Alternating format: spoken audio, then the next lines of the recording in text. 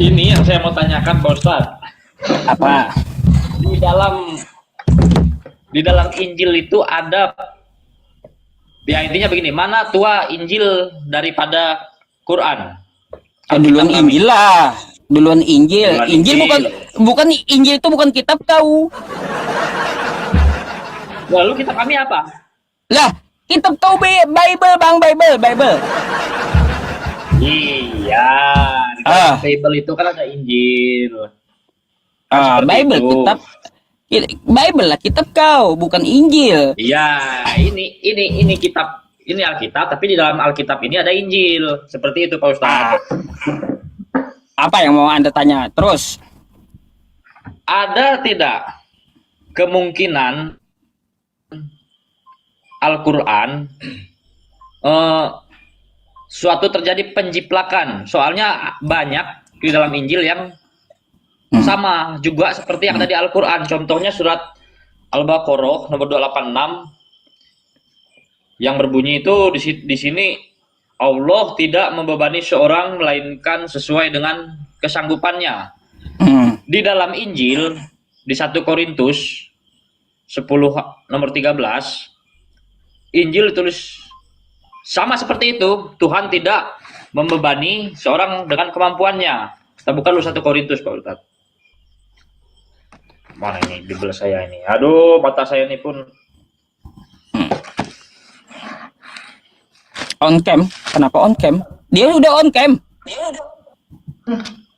Udah on cam ini. 10 nomor 13. Di sini pencobaan-pencobaan yang kamu alami yang tidak melebihi kekuatan manusia, sebab Allah setia, karena itu tidak mencobai manusia kekuatanmu pada waktu kamu dicobai, memberikan kepadamu jalan keluar sehingga kamu dapat menanggungnya. Ada kesamaan bahasa di situ kan? Gak sama. Tujuannya Allah. Gini aja, Bang, tuh gampang cara jawabnya. Ada nggak Nabi Muhammad belajar ke Israel sejarahnya? Ada. Kan nggak ada. Ya kalau di ini kan kitab suci ini kan wahyu yang katanya dari Allah kan. Ya iya. Tapi saya ini ragukan ini, katanya Injil itu lebih tua. Berarti ada kemungkinan di dalam Al-Qur'an itu menciplak dari Injil. Kalau Al-Qur'an menciplak itu, ya kalau Al-Qur'an menciplak, bisa nggak Anda buktikan Nabi Muhammad pernah belajar ke Israel? Ayo. Tapi nyatanya tidak ada. Nggak ada. Siapa yang ciplak? Al-Quran berdiri sendiri. Berdiri sendiri melalui wahyu atau melalui karangan? Melalui wahyu berdiri sendiri.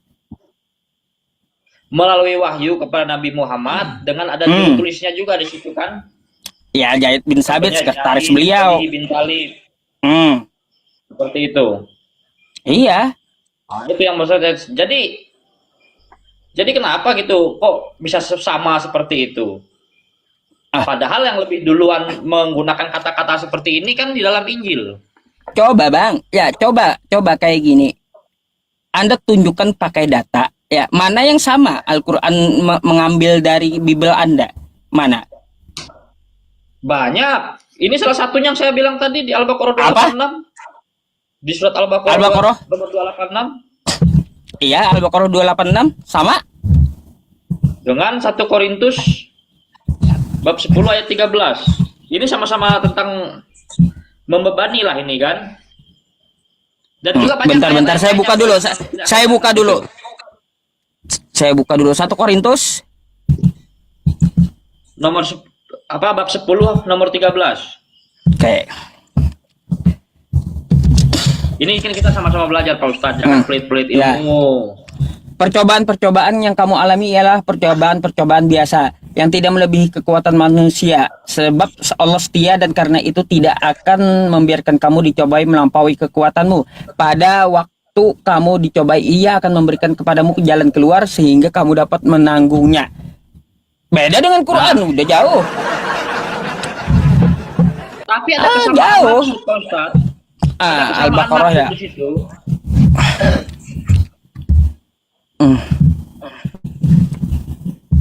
Dan Dan masih banyak lagi yang kesamaan maksudnya itu masih banyak yang sama itu.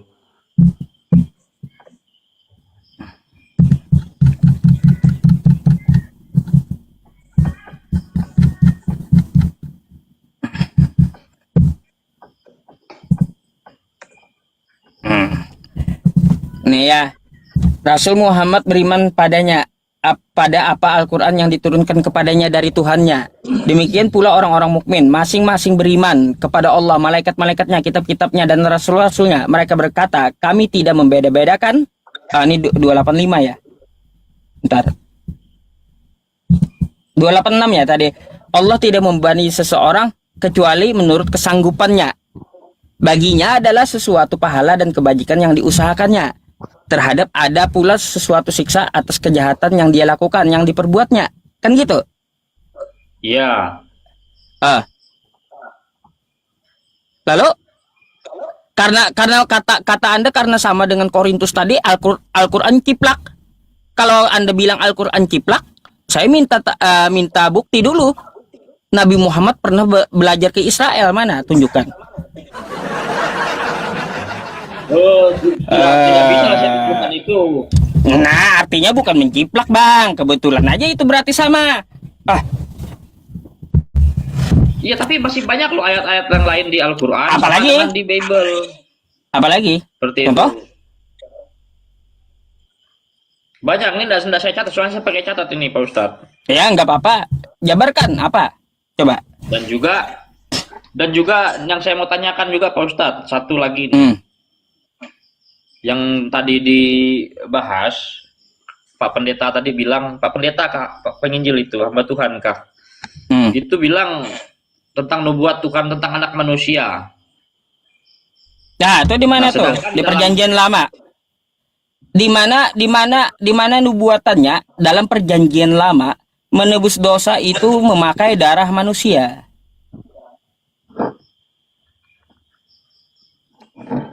Oke, saya ada catatan ini, Pak Ustadz. Kayaknya ada ini di kitab Daniel kalau tidak salah. Oke. Daniel bab 7 nomor 13.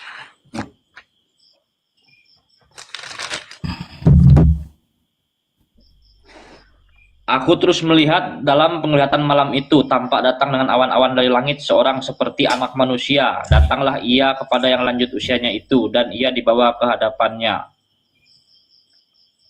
Apa itu? Kenapa nubuat tadi? Di mana pertanyaannya gini, Bang. Perhatikan, di mana ya nubuatannya menebus dosa pakai darah manusia? Coba pinjam buku dulu, Pak. Ya, saya cari dulu. Ya, silakan. Ini kata Pak Pendeta tadi.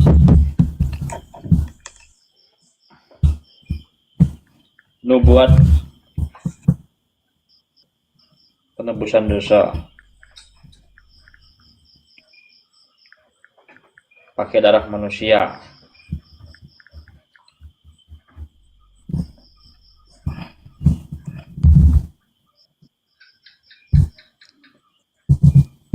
Penebusan dosa manusia telah dinubuatkan dalam Perjanjian Lama, Pak Ustadz. Sebenarnya. Perjanjian Lama kan, nubuatan itu Perjanjian Lama ya. Pasti. Tapi di dalam Yesaya bab 53 nomor 5 kan menyatakan tapi dia tertikam karena pemberontakan kita, dia diremukkan karena kejahatan kita. Ganjaran yang mendatangkan keselamatan bagi kita ditimpakan kepadanya. Oleh bilur-bilurnya kita menjadi sembuh. Ini menubuatkan penggantian dosa dan penderitaan oleh Sang Penebus. Oh, berarti itu untuk Yesus. Ya. Yakin? Yakin. Baca ayat 10-nya. Ini mengarah ke Yesus ya. Ini mengarah ke Yesus dan, dan itu kami yakin itu. Ya, baik, itu untuk Yesus. Coba sekarang baca ayat 10-nya. Baca Yesaya tadi ya.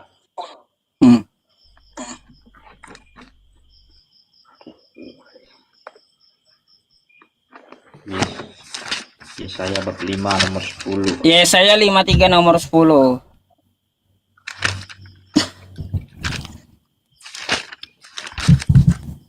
3 nomor 10. Katakanlah, ini kan, berbahagialah orang benar, sebab mereka akan memakan hasil pekerjaannya. Ini kan? Yesaya 53. 3 Yesaya 53. Nomor 10 yang untuk Yesus Anda bawa tadi. Oke. Saya kira bab 3 tadi. Ini belajar dengan Pak Ustadz ini kalah-kalah dengan belajar dosen pendeta, bah. Tetapi Tuhan berkehendak meremukkan dia dengan kesakitan apabila ia menyerahkan dirinya sebagai korban penebus salah. Ia akan melihat keturunannya, umurnya akan lanjut, dan kehendak Tuhan akan terlaksana olehnya. Sekarang saya tanya, kalau nubuatan itu untuk Yesus, mana keturunannya? Anak-anak Yesus mana? Kau kan Nanti pakai dulu, saya pahami dulu Pak Ustadz. Kau pakai Yesaya 53 kan katanya nubuatannya. Jadi kalau korban penebus salah itu dia akan melihat keturunannya, umurnya akan panjang. Kalau Anda maksud itu adalah nubuatan Yesus, mana anak-anak Yesus? Mana? Mana?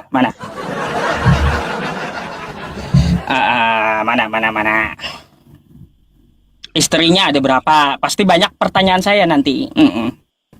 Poligami atau tidak tuh Yesus? Kan gitu. Ada berapa anaknya?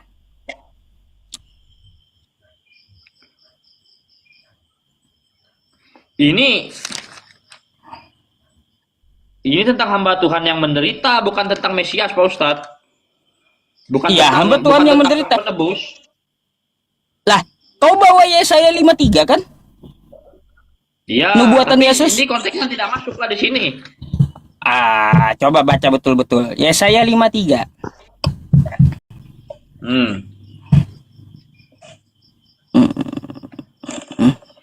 Ini nubuat Nabi ini kan tidak harus 100% itu harus benar, Pak Ustadz. Bisa jadi kan? Karena ini hanya ini yang dinubuatkan Nabi Yesaya, seperti itu. Bang, Anda bawa Yesaya 53 itu nubuatan Yesus kan kata Anda? Iya, mengarah ke situ. Ya. Nah, sekarang ayat 10-nya di nomor itu 10 ini. Di nomor 10-nya ini kita tidak bisa menjamin bahwa dia akan beranak pinak. Berarti gagal dong, bukan Yesus yang dimaksud berarti. Karena Yesus nggak punya anak, gagal lah. Enggak jelas berarti, nggak ada nubuatannya, salah itu, bukan untuk Yesus ya, saya 53 berarti. Iya, tapi kan dari berbagai. Kemana nih orangnya? Kenapa keluar nih? Ya udah. Ya. Tapi kan dari banyaknya nubuat Nabi, selalu beberapa itu mengarahkan ke Yesus kan? Enggak cocok kalau untuk Yesus itu Yesaya 53. Karena Yesus tidak punya anak-anak. Dan anak-anaknya enggak panjang umurnya. Di mana dinyatakan anak-anaknya nggak panjang umurnya? Lah, kalaunya dia punya anak-anak, dia akan panjang umurnya. Karena Yesus kan datang sebagai Bapa, sebagai Juru Selamat. Lah kita inilah anak-anaknya, seperti itu. Ngaco. Nggak bisa jadi seperti itu. Ngaco, yang dimaksud anak-anak di situ itu kalau bahasa aslinya sperma, benih, zerah bahasanya. Ini bisa saja tentang perumpamaan Pak Ustadz. Ini bisa merujuk kepada ini perumpamaan. Perumpamaan anak-anak itu mungkin hanya pengikut Kristus. Bentar. Seperti Kristen begitu. Kalau kau bilang ayat 10 perumpamaan, ayat 5 bukan perumpamaan gitu. Mau kau kayak gitu? Ayat 10 ini diartikan. Di ayat 10 ini kan diartikan, tapi Tuhan Padahal mereka dia padahal mereka satu perikop loh itu, satu perikop. ya, tapi Dari mana? juga kita menafsirkannya seperti main tembak-tembak seperti itu, Nah, Pak Ustadz. Dari mana ilmu kau yang menentukan ini adalah perumpamaan, ini bukan? Dari mana? Dari hati lah. Soalnya kan kita dalam Dari hati. Suka. Kau kalau kayak gitu bang, beragama dari hati kau sendiri. Mentok udah bang ya. Dari hati rupanya, ilmu ngarang berarti itu bang. Pantas kau gagal sarjana, ilmunya ngarang.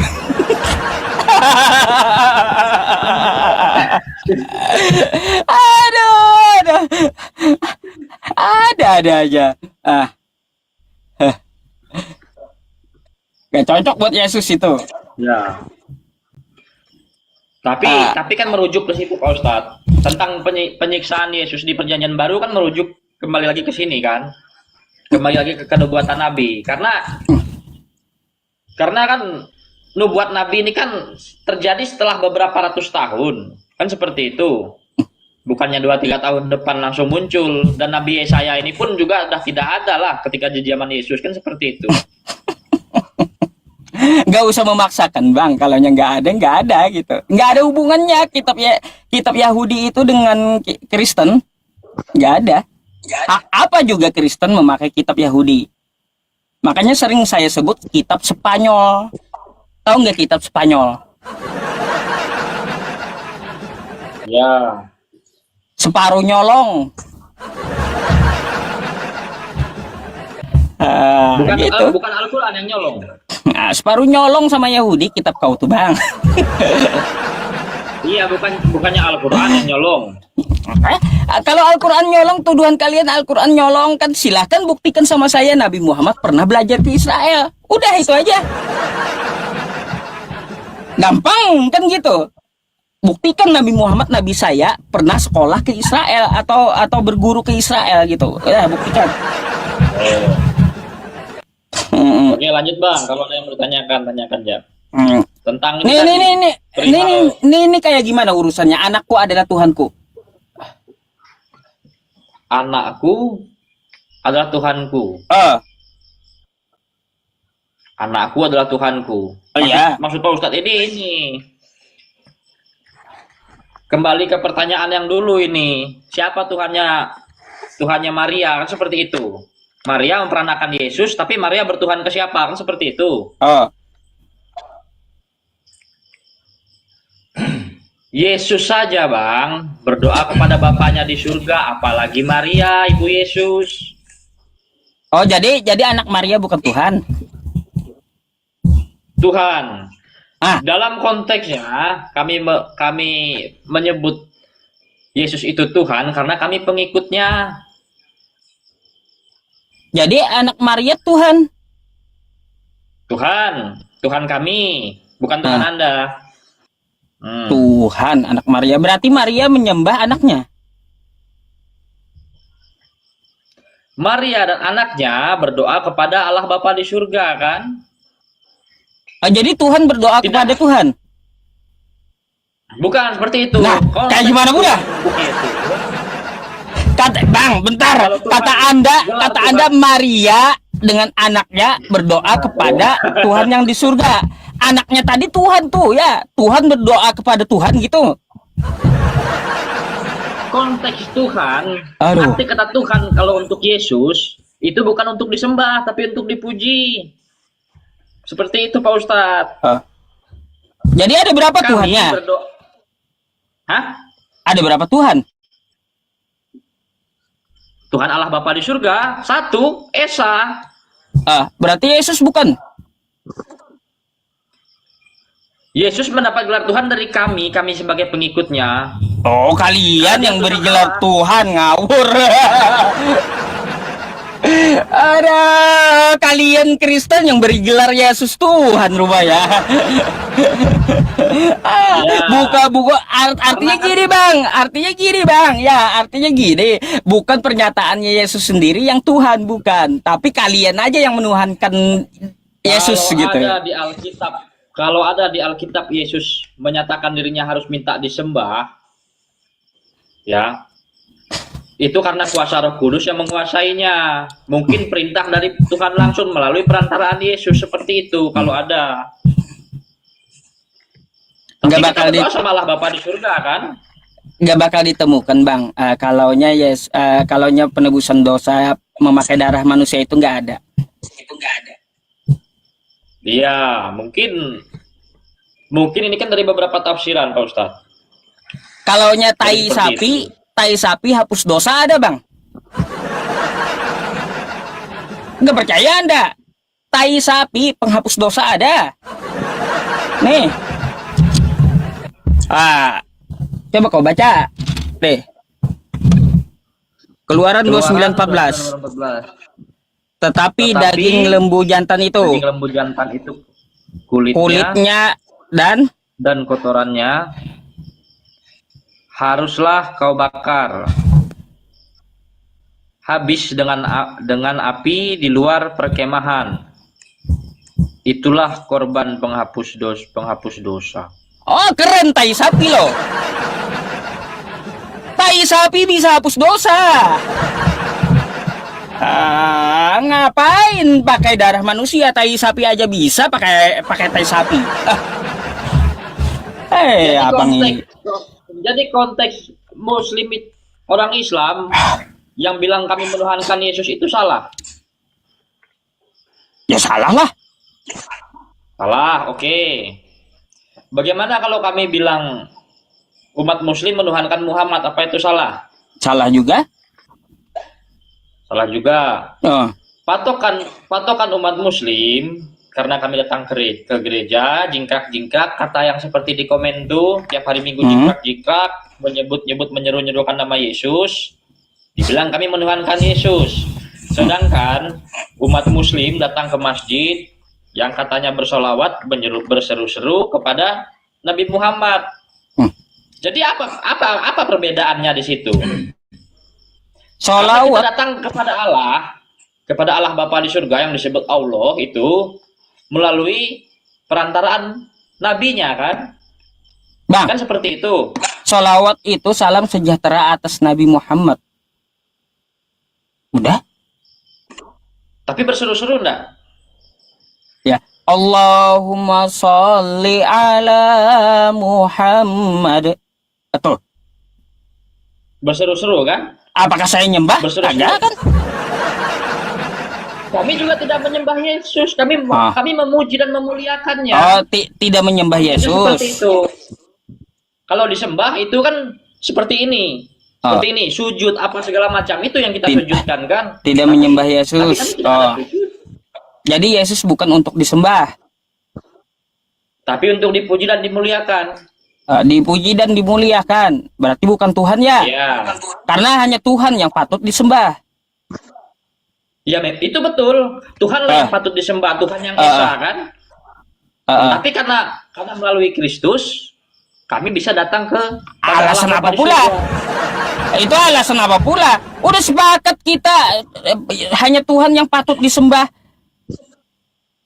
Loh, kami memang menyembah Tuhan. Kami hanya memuji dan memuliakan Yesus. Kalian salah penafsiran bahwa mengatakan bahwasannya orang Kristen menyembah Yesus. Bang, saya tanya, Tuhan patut disembah nggak? Patut. Sekarang saya mau tanya, Yesus Tuhan atau bukan? Karena kami umat Kristen, jadi penamaan Tuhan kepada Yesus itu. Ya, Anda sematkan penama status Yesus di Kristen Tuhan. Berarti kalaunya Tuhan patut disembah gitu. Dipuji dan dimuliakan. Disembah? Enggak. Loh, kami sama-sama berdoa dengan Yesus kepada Allah Bapa di surga. Aduh, pusing saya ya. Kok enggak? Ya, tadi kita sepakat hanya Tuhan yang patut disembah. Iya, Tuhan Allah Bapa di surga kan, yang seperti umat Muslim katakan Allah. Ya, berarti nggak ada lagi Tuhan selain Dia kan? Ya tidak ada. Berarti Yesus bukan Tuhan, betul? Tapi kami pengikutnya mengatakan Ada tapinya, ada tapinya. Kacau, ada tapinya ini kacau dah. Ada tapinya kacau, Bang. Bentar, saya tapi ada naikin Bang Edi bentar ya.